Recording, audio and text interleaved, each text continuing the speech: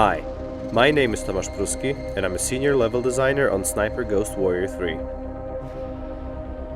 this video, we wanted to show you something cool a lot of you guys were asking for, and that's challenge mode. The highest difficulty setting designed for the most demanding snipers out there. To show you what you can expect from challenge mode, we're going to play one of the many side missions available in Sniper Ghost Warrior 3. The side missions are divided into several exciting storylines, all related to the Rotki Lions, a resistance movement fighting for their homeland. In this one, we've received intel from one of their agents about an old military base with active payloads, located in underground silos. The Separatists are planning on launching them at strategic locations to cut off the region from outside help, and we have to stop them.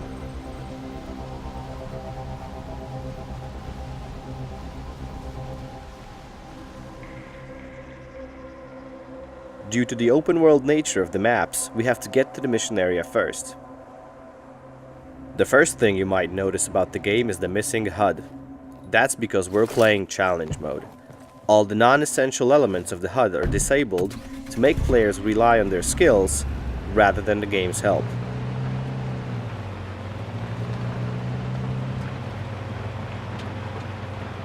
The game settings will let you customize which HUD elements will be visible in the game.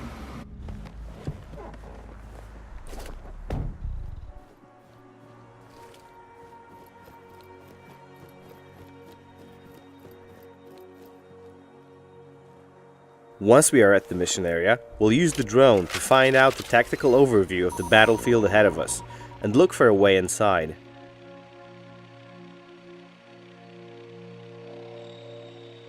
One of the most important aspects of planning our strategy will be enemy positions. But we're playing challenge mode, so it's not going to be that easy. The drone will tag our enemies, but when we call it back, the tags will disappear, so we'll have to remember their positions. When we know where the enemies are posted, we can secure our way inside with the sniper rifle. We can use the bipod to stabilize the weapon in prone position and have larger aiming angles.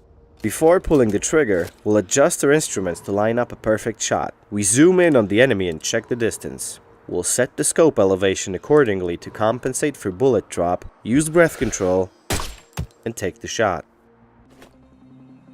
The red wind bar will tell us how far the bullet will be pulled to the side. We have to aim for the head because the armored enemies in challenge mode can withstand a chest shot. We can switch to armor-piercing bullets to make sure we do some extra damage.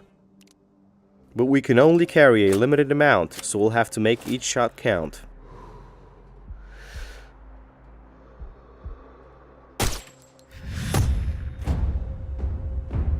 That was actually our longest shot, so we'll get a notification and an experience point bonus. Once we've sufficiently weakened the enemy defenses, we can start making our way towards the outpost. This one is fairly far away, so we'll jump in the car.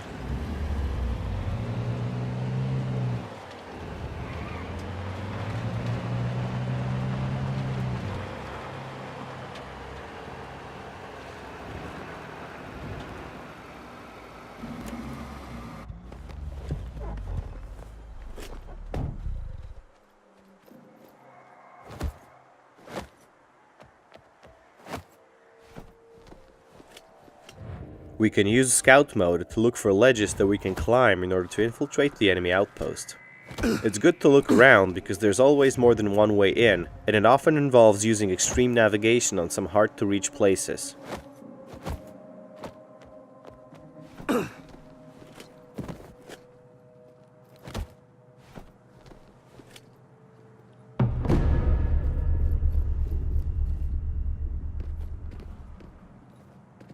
I'm in the base, Frank. There are 4 missiles here, for fuck's sake. Fuck. Get to the silos and upload the virus. Quick. Right.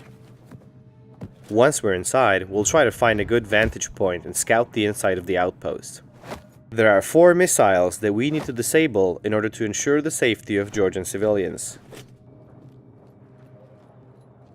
There's a sniper overlooking the base.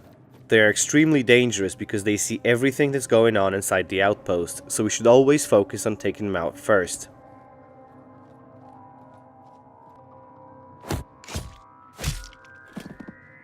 We need a tactical update, so we'll use the drone to scout the inside of the base. As you can see, the compound is actually a huge location, so we should really do our best to locate all the enemies.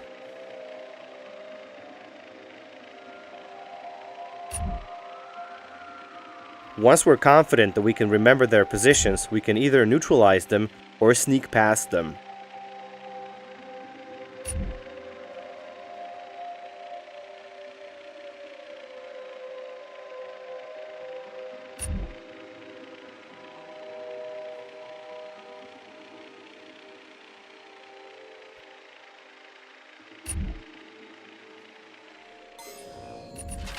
We take care of the sniper and search his body for useful stuff. We can obtain trading goods and sometimes consumable objects like healing items or grenades. This time, we do want to take out a couple of key patrols, so we'll take aim, set the scope elevation to match the target's distance, use breath control, and take the shot.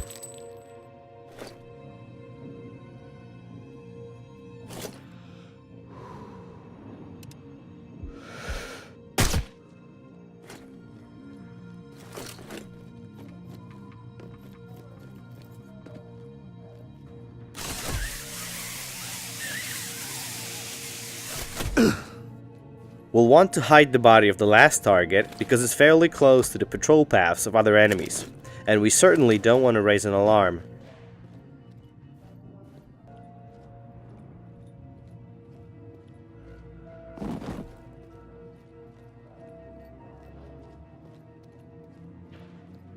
The missiles are underground, so we can enter through one of those shafts and start looking.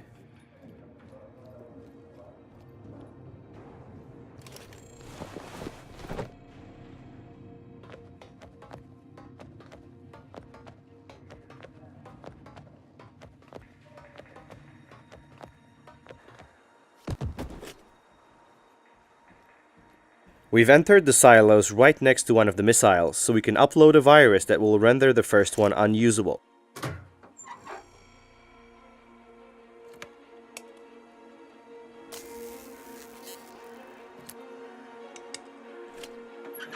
Uploading the virus. There's 3 more to go.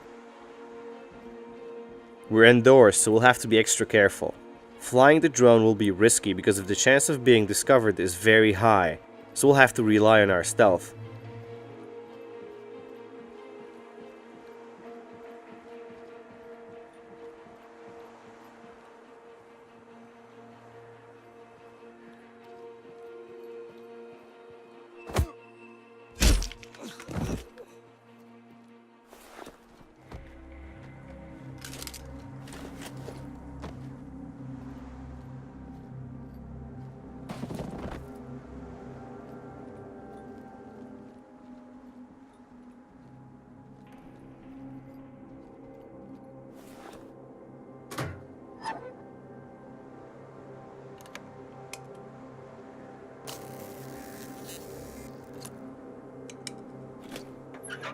The virus is coming to the second missile. We're halfway there. 2 more missiles to go. An enemy is facing the door that we want to go through, so we'll distract him with a luring stone. That was actually a poor throw, so now the enemy will come right at us and we'll have to improvise quickly. We've scored another skill point, but this time it's Ghost Specialization point awarded for stealth gameplay. In challenge mode, the enemies are more perceptive than normally, so being careful is always a priority.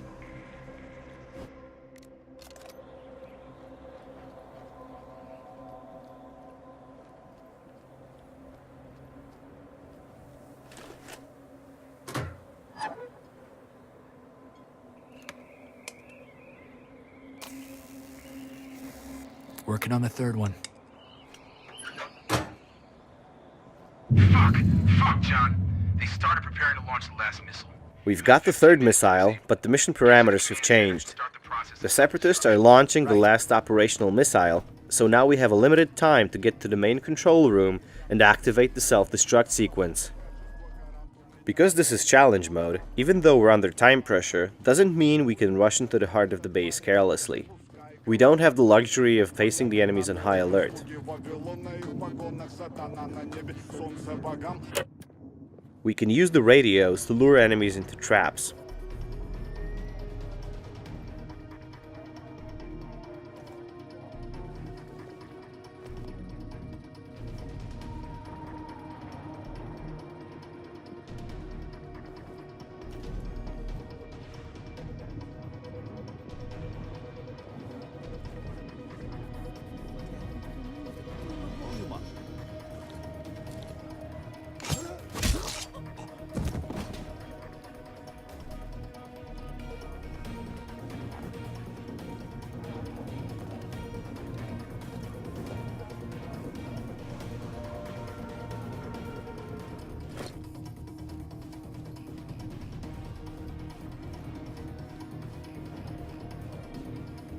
There's a heavily armored enemy patrolling the perimeter. Taking them out silently is very hard to do because we can't perform melee kills on them due to their armor padding. So only a shot to the back of the head would do the trick. For now, we'll use a gadget to help us out. Since we can't tag our enemies, we'll use a warning device that will alert us of nearby enemies. There's another guard inside, so we'll use the fuse box to lure him out and set down an ambush.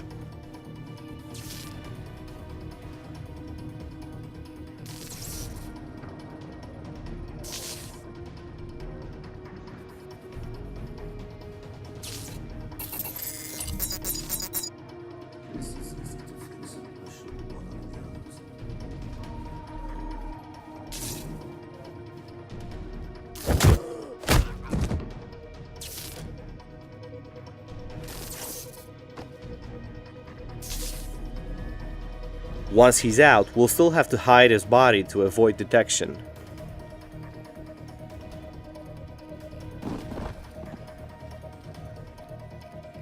The main control room is only an elevator ride away. We're getting close to completing this mission. I don't care. Kick his mother in the jaw. There's two guys in the doorway. It'll be extremely risky to try and rush them, so we'll use a flashbang grenade to daze them.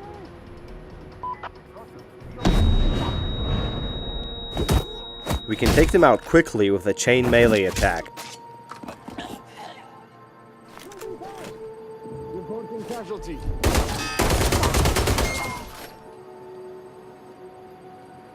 I'm in the command room. Fine. Find the main computer and start the process of self-destruction. Hurry up. Once we're in the clear, we activate the self-destruct sequence and hope that'll do the trick.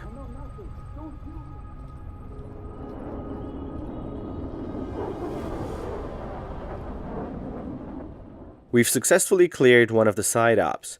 That was just one of many side operations that await you in the Georgian landscape of Sniper Ghost Warrior 3. Thanks for watching.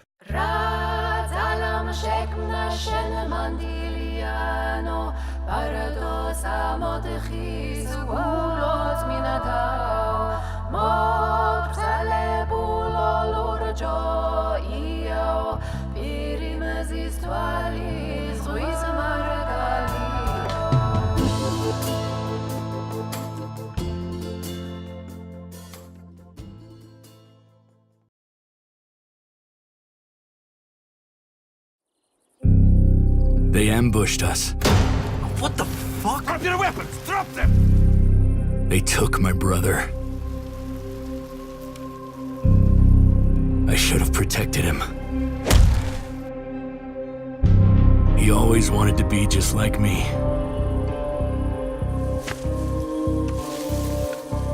I knew you'd come. I'll find him. And I'll make them pay.